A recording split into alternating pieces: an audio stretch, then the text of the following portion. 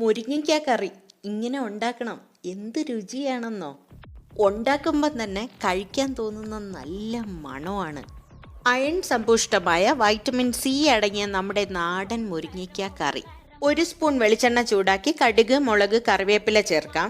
25 ചെറിയ ഉള്ളി ഉപ്പ് ചേർത്ത് വഴറ്റണം. ചെറിയ ഉള്ളിയാണ് ഈ കറിക്ക് ഇത്ര അധികം സ്വാദും മണവും തരുന്നത്. ഉള്ളി സോഫ്റ്റായ ശേഷം 1 ടൊമാറ്റോ ചേർക്കാം. കൂടെ തന്നെ മുരിങ്ങയ്ക്കയും ചേർക്കാം. ഇതെല്ലാം കൂടെ വഴറ്റണം. ടൊമാറ്റോയും നല്ല കുഴഞ്ഞ് ഇതുപോലെ ആകുന്നതാണ് അതിൻ്റെ പാകം.